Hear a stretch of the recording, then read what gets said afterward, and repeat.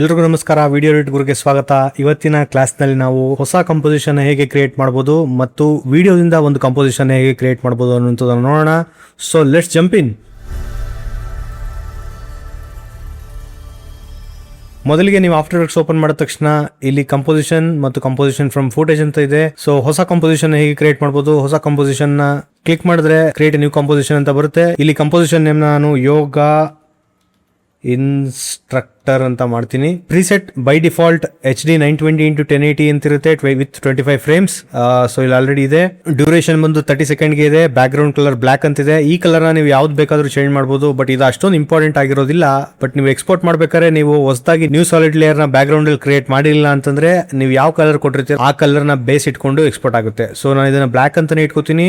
Okay ಅಂತ back ground colour ಯಾಕೆ important ಆಗುತ್ತೆ ಅನ್ನುವಂಥದ್ದನ್ನ ನಿಮ್ಗೆ ಹೇಳ್ಕೊಡ್ತೀನಿ. ಟಾಗಲ್ ಟ್ರಾನ್ಸ್ಪರೆನ್ಸಿ ಗ್ರಿಡ್ ಅನ್ನುವಂತ ಬಟನ್ ನ ಪ್ರೆಸ್ ಮಾಡಿದ್ರೆ ಇದು ನೋಡಬಹುದು ಟ್ರಾನ್ಸ್ಪರೆನ್ಸಿ ಆಗಿದೆ. ನಾವು ಟೈಮ್ ಲೈನ್ ಅಲ್ಲಿ ಹೊಸದಾಗಿ ಒಂದು ಸಾಲಿಡ್ ಲೇಯರ್ ನ ಕ್ರಿಯೇಟ್ ಮಾಡಿಲ್ಲ ಅಂತಂದ್ರೆ ಆ ಬ್ಯಾಕ್ ಗ್ರೌಂಡ್ ಕಲರ್ ಏನ್ ಚೇಂಜ್ ಮಾಡಿರ್ತೀವಿ ಅದೇ ಕಲರ್ ಅಲ್ಲಿ ಫೈನಲ್ ವಿಡಿಯೋ ಎಕ್ಸ್ಪೋರ್ಟ್ ಆಗುತ್ತೆ.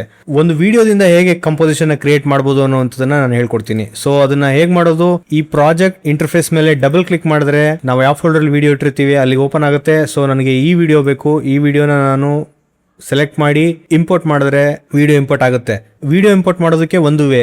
ಇನ್ನೊಂದು ವೇ ನಾನು ಹೇಳ್ಕೊಡ್ತೀನಿ ಹೇಗೆ. ಇದನ್ನ ಮತ್ತೆ ಅಂಡು ಮಾಡ್ತೀನಿ, ಪುನಃ ಅಂಡು ಮಾಡಿ ಕೀಬೋರ್ಡ್ ಶಾರ್ಟ್ ಕಟ್ ನ ಯೂಸ್ ಮಾಡ್ತೀನಿ. Ctrl+I ನ ಪ್ರೆಸ್ ಮಾಡಿದ್ರೆ ಫೋಲ್ಡರ್ ಓಪನ್ ಆಗುತ್ತೆ. ಈ ಫೋಲ್ಡರ್ ಅಲ್ಲಿರೋ ವಿಡಿಯೋನ ಸೆಲೆಕ್ಟ್ ಮಾಡ್ತೀನಿ. ಇಲ್ಲಿ ಕಂಪೋಸಿಷನ್ ನ ನೀವು ಇಂಪೋರ್ಟ್ ಮಾಡ್ಕೋತಾ ಇರ್ಬೇಕಾದ್ರೆ ಕ್ರಿಯೇಟ್ ಮಾಡಬಹುದು. ಹೇಗೆ, ಈ ಕ್ರಿಯೇಟ್ ಕಂಪೋಸಿಷನ್ ಅನ್ನೋ ಒಂದು ಬಟನ್ ನ ಎನೇಬಲ್ ಮಾಡಿದ್ರೆ ಇದು ಇಂಪೋರ್ಟ್ ಮಾಡ್ಕೋತಾ ಇದ್ದಾಗೇನೆ ಕಂಪೋಸಿಷನ್ ಕ್ರಿಯೇಟ್ ಆಗ್ಬಿಡುತ್ತೆ. ಬಟ್ ನಮ್ಗೆ ಇದು ಬೇಡ.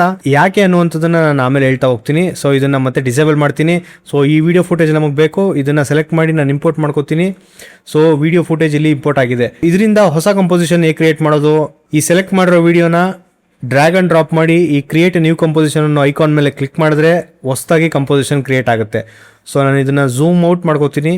ಝೂಮ್ ಔಟ್ ಮಾಡ್ಕೊಂಡ್ರೆ ನೋಡ್ಬೋದು ಇದು ನನ್ನ ಪ್ರಕಾರ 4K ಫುಟೇಜ್ ಅಂತ ಅನ್ಸುತ್ತೆ. ಯಾಕಂತಂದ್ರೆ ಇಲ್ಲಿಗೂ ನೋಡಿದ್ರೆ ಇದು ಬಹಳ ದೊಡ್ಡ ಫುಟೇಜ್ ಆಗಿರುತ್ತೆ. ಇದರ ಡೈಮೆನ್ಷನ್ ಎಷ್ಟು ಅಂತ ನಾವು ಚೆಕ್ ಮಾಡೋಣ. ಸೊ ಅದಕ್ಕೆ ಚೆಕ್ ಮಾಡೋದಕ್ಕೇನು ಇದನ್ನ ರೈಟ್ ಹ್ಯಾಂಡ್ ಸೈಡ್ ಡ್ರ್ಯಾಗ್ ಮಾಡಿ, ಇದು ನಾವು ಫಸ್ಟ್ ಕ್ರಿಯೇಟ್ ಮಾಡಿದಂತ ಕಂಪೋಸಿಷನ್ 1920x1080p ಇದೆ, ಅಂದ್ರೆ ಸ್ಟ್ಯಾಂಡರ್ಡ್ ಯೂಟ್ಯೂಬ್ ಫಾರ್ಮ್ಯಾಟ್ ಇದು. ಈ ವಿಡಿಯೋ ಇಂಪೋರ್ಟ್ ಮಾಡಿರುವಂತ ವಿಡಿಯೋ 3840x2160 ಪಿಕ್ಸೆಲ್ಸ್ ಅಲ್ಲಿ ಇದೆ. ಅಂದ್ರೆ ಇದು ಆಲ್ಮೋಸ್ಟ್ 4K ಫುಟೇಜ್ ಆಗಿರುತ್ತೆ. 4K ರೆಸೊಲ್ಯೂಷನ್ ಅಲ್ಲಿ ಕಂಪೋಸಿಷನ್ ಕ್ರಿಯೇಟ್ ಆಗಿದೆ. ಈಗ ಆಲ್ರೆಡಿ ನಾನು ಕ್ರಿಯೇಟ್ ಮಾಡಿರೋ ಕಂಪೋಸಿಷನ್ ಗೆ ಹೋಗಿ ಈ ವಿಡಿಯೋನ ಡ್ರ್ಯಾಗ್ ಅಂಡ್ ಡ್ರಾಪ್ ಮಾಡ್ತೀನಿ.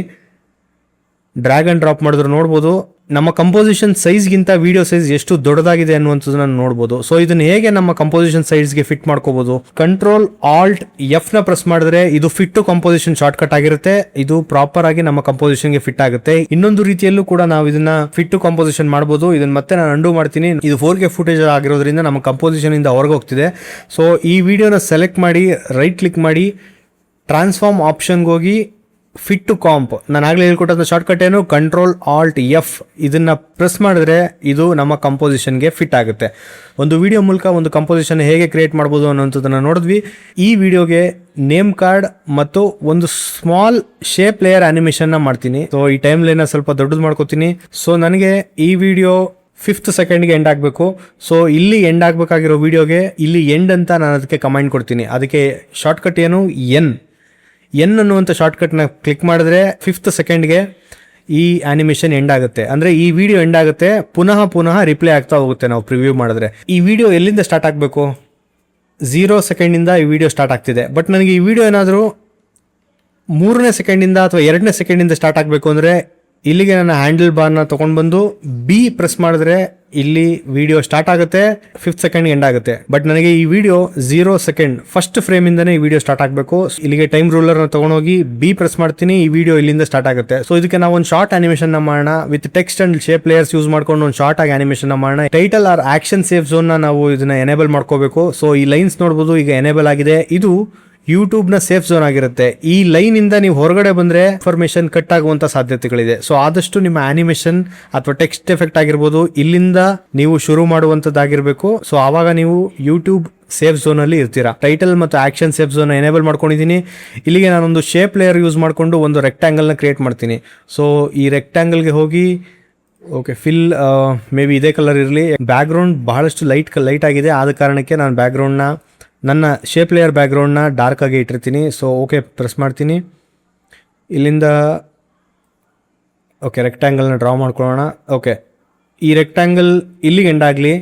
ಸೊ ನಾನು ಇಲ್ಲಿಗೆ ಬಂದು ಪುನಃ ಸೆಂಟರ್ ಅಲೈನ್ ಮಾಡ್ಕೋತೀನಿ ಮೊದಲು. ಅದಕ್ಕೆ ಶಾರ್ಟ್ಕಟ್ ಏನು, ಕಂಟ್ರೋಲ್ ಆಲ್ಟ್ ಹೋಮ್ ನ ಪ್ರೆಸ್ ಮಾಡಿದ್ರೆ ಈ ಆಂಕರ್ ಪಾಯಿಂಟ್ ಸೆಂಟರ್ಗೆ ಬಂದು ನಿಂತ್ಕೊಳ್ಳುತ್ತೆ. ಬಟ್ ನನಗೆ ಇಲ್ಲಿ ಆನಿಮೇಷನ್ ಬರಬೇಕಾಗಿರುವಂತದ್ದು ಲೆಫ್ಟ್ ಹ್ಯಾಂಡ್ ಸೈಡ್ ಇಂದ ರೆಕ್ಟ್ಯಾಂಗಲ್ ಪಾಪ್ ಇನ್ ಆಗುತ್ತೆ. ತದನಂತರ ನೇಮ್ ಮತ್ತು ಅವರ ಡೆಸಿಗ್ನೇಷನ್ ಬರಬೇಕು. ಸೊ ಈ ಆಂಕರ್ ಪಾಯಿಂಟ್ ನಾನು ಏನ್ ಮಾಡ್ತೀನಿ, ವೈ ಅನ್ನುವಂಥ ಶಾರ್ಟ್ಕಟ್ ನ ಯೂಸ್ ಮಾಡಿಕೊಂಡು ಆಂಕರ್ ಪಾಯಿಂಟ್ ನ ಡ್ರ್ಯಾಗ್ ಮಾಡಿ ಲೆಫ್ಟ್ ಹ್ಯಾಂಡ್ ಸೈಡ್, ಅಂದ್ರೆ ಆಂಕರ್ ಪಾಯಿಂಟ್ ಎಲ್ಲಿರುತ್ತೋ ಅಲ್ಲಿಂದ ಅನಿಮೇಷನ್ ಸ್ಟಾರ್ಟ್ ಆಗುತ್ತೆ. ಸೊ ನನಗೆ ಇಲ್ಲಿಂದ ಸ್ಕೇಲ್ ಅಪ್ ಆಗಬೇಕು. ಸ್ಕೇಲ್ ಅಪ್ ಆಗಿ ರೆಕ್ಟ್ಯಾಂಗಲ್ ಫಾರ್ಮ್ ಆಗಿ ಅಲ್ಲಿಂದ ಟೆಕ್ಸ್ಟ್ಗಳು ಬರ್ತಾ ಹೋಗಬೇಕು.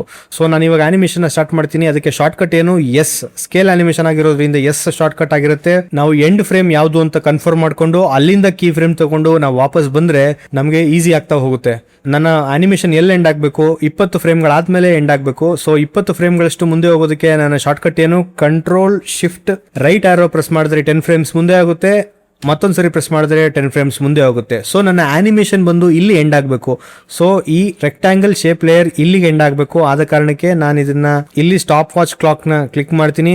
ಸೊ 10 ಫ್ರೇಮ್ ಹಿಂದೆ ಹೋಗಿ ನಾನು ಇದನ್ನ ಸ್ಕೇಲ್ ಡೌನ್ ಮಾಡ್ತೀನಿ. ನೋಡ್ಬೋದು ಎಕ್ಸ್ ಆಕ್ಸಿಸ್ ವೈ ಆಕ್ಸಿಸ್ ಎರಡರಲ್ಲೂ ಕೂಡ ಆನಿಮೇಷನ್ ಆಗ್ತಾ ಇದೆ. ಬಟ್ ನನಗಿಲ್ಲಿ ಬೇಕಾಗಿರುವಂಥದ್ದು ಬರೀ ಹಾರಿಜಾಂಟಲ್ ಲೆವೆಲ್ ಅಲ್ಲಿ ಮಾತ್ರ ಈ ಶೇಪ್ ಲೇಯರ್ ಬರಬೇಕು. ಸೊ ಅದಕ್ಕೆ ಏನ್ ಮಾಡಬೇಕು ಅಂತಂದ್ರೆ, ನಾವು ಈ ಸ್ಕೇಲ್ ಲಿಂಕ್ ಏನಿದೆ ಅದನ್ನ ಅನ್ಲಿಂಕ್ ಮಾಡಬೇಕು. ಅದನ್ನ ಅನ್ಲಿಂಕ್ ಮಾಡಿದ್ರೆ ನಮಗೆ ಬರೀ ಒಂದು ಕಡೆ ಎಕ್ಸ್ ಆಕ್ಸಿಸ್ ನಲ್ಲಿ ಮಾತ್ರ ಆನಿಮೇಷನ್ ಆಗುತ್ತೆ. ಸೊ ನಾನು ಇದನ್ನ ಪುನಃ 10 ಫ್ರೇಮ್ಗಳಷ್ಟು ಹಿಂದೆ ಹೋಗ್ತೀನಿ. ಕಂಟ್ರೋಲ್ ಶಿಫ್ಟ್ ಲೆಫ್ಟ್ ಆರೋ ಪ್ರೆಸ್ ಮಾಡಿದ್ರೆ 10 ಫ್ರೇಮ್ಗಳಷ್ಟು ಹಿಂದೆ ಹೋಗುತ್ತೆ. ಸೊ ಇದನ್ನ ಮತ್ತೆ ನಾನು ಡಿಲಿಂಕ್ ಮಾಡ್ತೀನಿ. ಡಿಲಿಂಕ್ ಮಾಡಿ ಇಲ್ಲಿಗೆ 0 ಇಂದ ನನ್ನ ಅನಿಮೇಷನ್ ಸ್ಟಾರ್ಟ್ ಆಗಬೇಕು. ಸೊ ಇಲ್ಲಿ 0 ಪ್ರೆಸ್ ಮಾಡ್ತೀನಿ. ಸೊ ಈಗ ಪ್ಲೇ ಮಾಡಿದ್ರೆ ನೋಡ್ಬೋದು ಲೆಫ್ಟ್ ಹ್ಯಾಂಡ್ ಸೈಡ್ ಇಂದ ರೆಕ್ಟ್ಯಾಂಗಲ್ ಫಾರ್ಮ್ ಆಗ್ತಿದೆ. ಸೊ ಈಗ ನಾನು ಟೆಕ್ಸ್ಟ್ ನ ಟೈಪ್ ಮಾಡ್ಕೋತೀನಿ. ಇವ್ರ ನೇಮ್ ಏನಂತ ಕೊಡೋದು, okay, KTHY Kathy Penny. Okay, Kathy Penny ಅಂತ ಇವ್ರ ನೇಮ್ನ ಕೊಡ್ತೀನಿ. ಮತ್ತೆ ಟೆಕ್ಸ್ಟ್ ಲೇಯರ್ ನ ಸೆಲೆಕ್ಟ್ ಮಾಡಿ ಕಂಟ್ರೋಲ್ ಆಲ್ಟ್ ಹೋಮ್ ನ ಪ್ರೆಸ್ ಮಾಡಿದ್ರೆ ಆಂಕರ್ ಪಾಯಿಂಟ್ ಸೆಂಟರ್ಗೆ ಬಂದು ನಿಂತ್ಕೊಳ್ಳುತ್ತೆ. ಸೊ ಈ ಸೇಫ್ ಝೋನ್ ಇಂದ ಒಳಗಡೆ ಆದಷ್ಟು ಟೆಕ್ಸ್ಟ್ ನ ಇಡೋದಕ್ಕೆ ನಾನು ಪ್ರಯತ್ನ ಪಡ್ತೀನಿ. ಇದರಿಂದ ಹೊರಗಡೆ ಇದ್ರೆ ಯೂಟ್ಯೂಬ್ ನಲ್ಲಿ ಅಥವಾ ಮೊಬೈಲ್ ವರ್ಷನ್ ನಲ್ಲಿ ನೋಡುವಾಗ ಇದು ಕಟ್ ಆಗುವಂತ ಸಾಧ್ಯತೆಗಳು ಬಹಳಷ್ಟಿರುತ್ತೆ. ಆದ ಕಾರಣಕ್ಕೆ ನಾನು ಇದನ್ನ ಇಲ್ಲಿಗೆ ತಂದು ನಿಲ್ಲಿಸ್ತೀನಿ. ಡೆಸಿಗ್ನೇಷನ್ ಕೊಡಬೇಕು. ಅವ್ರ ಡೆಸಿಗ್ನೇಷನ್ಗೆ ಏನು ಮಾಡಬೇಕು, ನಾನು ಪುನಃ ಟೈಪ್ಗೆ ಹೋಗಿ ಮತ್ತೆ ಟೈಪ್ ಮಾಡೋದಿಲ್ಲ. ಅದಕ್ಕೆ ಏನು ಮಾಡ್ತೀನಿ, ಶಾರ್ಟ್ಕಟ್ಟು ಇದನ್ನು ಸೆಲೆಕ್ಟ್ ಮಾಡಿ ಕಂಟ್ರೋಲ್ ಡಿ ಒತ್ತಿದ್ರೆ ಇದೇ ನೇಮ್ ಕಾರ್ಡ್ ಡೂಪ್ಲಿಕೇಟ್ ಆಗುತ್ತೆ. ಸೊ ಇದನ್ನು ಡ್ರ್ಯಾಗ್ ಮಾಡಿ ಕೆಳಗಡೆ ತರ್ತೀನಿ. ಅವರ ಡೆಸಿಗ್ನೇಷನ್ ಏನು, ಯೋಗ ಇನ್ಸ್ಟ್ರಕ್ಟರ್. ಓಕೆ, ಇದಿಷ್ಟು ಸೆಲೆಕ್ಟ್ ಮಾಡಿ ಫಾಂಟ್ ಸೈಜ್ ಕಡಿಮೆ ಮಾಡ್ತೀನಿ. ಐ ಥಿಂಕ್ ಸಮ್ವೇರ್ 50, ಬಟ್ ಇದು ಬೋಲ್ಡ್ ಬೇಡ, ಇದನ್ನು ರೆಗ್ಯುಲರ್ಗೆ ತರ್ತೀನಿ. ಸೊ ಇದನ್ನು ಸೆಲೆಕ್ಟ್ ಮಾಡಿ ಇಲ್ಲಿಗೆ ನಿಲ್ಲಿಸ್ತೀನಿ. ಐ ಥಿಂಕ್ ಇದೆರಡೂ ಒಂದೇ ಕಲರ್ ಆಗಿರುತ್ತೆ. ಸೊ ಆದ ಕಾರಣಕ್ಕೆ ನಾನು ಕಲರ್ ಚೇಂಜ್ ಮಾಡ್ತೀನಿ. ಸೊ ಯೋಗ ಇನ್ಸ್ಟ್ರಕ್ಟರ್ ಕಲರ್ನ ನಾನು ವೈಟ್ಗೆ ಬದಲಾಯಿಸ್ತೀನಿ. ಓಕೆ, ರೆಕ್ಟ್ಯಾಂಗಲ್ ಫಾರ್ಮ್ ಆಗಿದೆ. ರೆಕ್ಟ್ಯಾಂಗಲ್ ಫಾರ್ಮ್ ಆದಮೇಲೆ ನಮಗೆ ಸ್ಲೋಲಿ ಈ ಎರಡು ನೇಮ್ಗಳು ಫೇಡ್ ಇನ್ ಆಗಬೇಕು. ಇದನ್ನ 20ನೇ ಫ್ರೇಮ್ನಿಂದ ನಾವು 20ನೇ ಫ್ರೇಮಿಂದ ಈ ಲೇಯರ್ಗಳು ಸ್ಟಾರ್ಟ್ ಆಗೋ ಥರ ಮಾಡಬೇಕು. ಸೊ ಎರಡೂ ಸೆಲೆಕ್ಟ್ ಮಾಡಿ ಲೆಫ್ಟ್ ಆರೋ ಪ್ರೆಸ್ ಮಾಡಿದ್ರೆ ಅದರ ಸ್ಟಾರ್ಟಿಂಗ್ ಪಾಯಿಂಟ್ಗೆ ಬಂದು ನಿಂತ್ಕೊಳ್ಳುತ್ತೆ.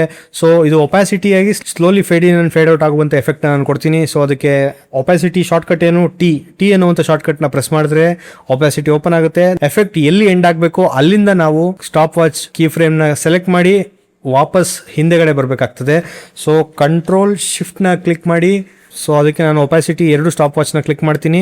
ಎರಡು ಕ್ಲಿಕ್ ಮಾಡ್ತಿಲ್ಲ, ನಾನು ಒಂದನ್ನು ಕ್ಲಿಕ್ ಮಾಡಿದೆ, ಎರಡಕ್ಕೂ ಇಂಪ್ಲಿಮೆಂಟ್ ಆಯಿತು. ಯಾಕಂತಂದ್ರೆ ನಾನು ಎರಡು ಲೇಯರ್ಸ್ನ ಸೆಲೆಕ್ಟ್ ಮಾಡಿದ್ದೀನಿ. ಸೊ ನಾನು ಇದನ್ನ ವಾಪಸ್ಸು ನನ್ನ ಮೊದಲನೇ ಫ್ರೇಮ್ ಎಲ್ಲಿ ಫೇಡ್ ಇನ್ ಸ್ಟಾರ್ಟ್ ಆಗಬೇಕು, ಕಂಟ್ರೋಲ್ ಶಿಫ್ಟ್ ಲೆಫ್ಟ್ ಆರೋನ 2 ಸತಿ ಪ್ರೆಸ್ ಮಾಡಿದ್ರೆ ಇಲ್ಲಿಂದ ನನ್ನ ಎಫೆಕ್ಟ್ ಸ್ಟಾರ್ಟ್ ಆಗಬೇಕು. ಸೊ ಈ ಎಫೆಕ್ಟ್ ಸ್ಟಾರ್ಟ್ ಆಗೋದಕ್ಕೆ ಏನು ಮಾಡಬೇಕು, ಈ ಒಪಾಸಿಟಿನ 0ಗೆ ತಂದು ನಿಲ್ಲಿಸಬೇಕು. ಸೊ ಈಗ ಒಪಾಸಿಟಿನ 0ಗೆ ತಂದು ನಿಲ್ಲಿಸಿದ್ರೆ ನೋಡ್ಬೋದು ಸ್ಲೋ ಆಗಿ ಫೇಡ್ ಇನ್ ಆಗ್ತಿದೆ. ಇದನ್ನ ಮೊದಲಿಂದ ಪ್ಲೇ ಮಾಡೋಣ. 10 ಫ್ರೇಮ್ಸ್ ಆದಮೇಲೆ ಬರಲಿ. ಸೊ ಅದು ಪ್ರಾಪರಾಗಿ ಎಫೆಕ್ಟ್ ಚೆನ್ನಾಗಿ ಕಾಣುತ್ತೆ ಅವಾಗ. ಸೊ 10 ಫ್ರೇಮ್ಗಳಷ್ಟು ಮುಂದೆ ಹೋಗಿದ್ದೀನಿ. ಸೊ ಇಲ್ಲಿಂದ ವಿಡಿಯೋ ಪ್ಲೇ ಮಾಡ್ತೀನಿ. ನಿಮಗೆ ಈ ರೀತಿಯಾಗಿ ಆನಿಮೇಷನ್ ಎಂಡ್ ಆಗ್ತಿದೆ. ಇದು ಸ್ವಲ್ಪ ಮೆಕ್ಯಾನಿಕಲ್ ಅಂತ ಅನ್ನಿಸ್ತಿದೆ. ಸೊ ಇದನ್ನ ನಾವು ಸ್ವಲ್ಪ ಸ್ಮೂತನ್ ಮಾಡಬೇಕು. ಸೊ ಅದಕ್ಕೆ ಈಸ್ ಮಾಡೋಣ. ಎರಡು ಕೀ ಫ್ರೇಮ್ಸ್ನ ಸೆಲೆಕ್ಟ್ ಮಾಡಿ F9ನ ಪ್ರೆಸ್ ಮಾಡಿದ್ರೆ ಈಸ್ ಆಗುತ್ತೆ. ಮತ್ತಷ್ಟು ಸ್ಮೂತ್ನಿಂಗ್ ಆಗಿ ಎಫೆಕ್ಟ್ ಬರ್ತಾ ಇದೆ. ಮೊದಲನೇ ಫ್ರೇಮಿಂದ ನನಗೆ ಬೇಡ, ಸ್ವಲ್ಪ ಇದನ್ನ ಡಿಲೇ ಮಾಡ್ತೀನಿ. ಮೊದಲನೇ ಸೆಕೆಂಡ್ ಬಂದಾಗ ಈ ಆನಿಮೇಷನ್ ಸ್ಟಾರ್ಟ್ ಆಗಬೇಕು. ಸೊ ಇದನ್ನ ಡ್ರ್ಯಾಗ್ ಮಾಡಿ ಮೊದಲನೇ ಸೆಕೆಂಡ್ ತಂದು ನಿಲ್ಲಿಸ್ತೀನಿ. ಈ ರೆಕ್ಟ್ಯಾಂಗಲ್ನ ನಾವು ರೌಂಡೆಡ್ ರೆಕ್ಟ್ಯಾಂಗಲ್ ಹೇಗೆ ಮಾಡೋದು, ಈಗ ಮತ್ತೆ ಶೇಪ್ ಪ್ರಾಪರ್ಟೀಸ್ಗೆ ಹೋಗಿ ಈ ರೌಂಡ್ನೆಸ್ ಏನಿದೆ ಅದನ್ನು ಒಂದು 10 ಅಥವಾ 15ಗೆ ತರ್ತೀನಿ. ಇದು ರೌಂಡೆಡ್ ರೆಕ್ಟ್ಯಾಂಗಲ್ ಆಗುತ್ತೆ. Thank you so much for watching. ಈ ವಿಡಿಯೋ ನಿಮ್ಗೆ ಇಷ್ಟ ಆಗಿದ್ರೆ ಮುಂದಿನ ವಿಡಿಯೋಗಾಗಿ ನಿರೀಕ್ಷಿಸಿ ಮತ್ತು ನಮ್ಮ ಚಾನಲ್ನ ಸಬ್ಸ್ಕ್ರೈಬ್ ಮಾಡೋದನ್ನು ಮರಿಬೇಡಿ. Thank you so much.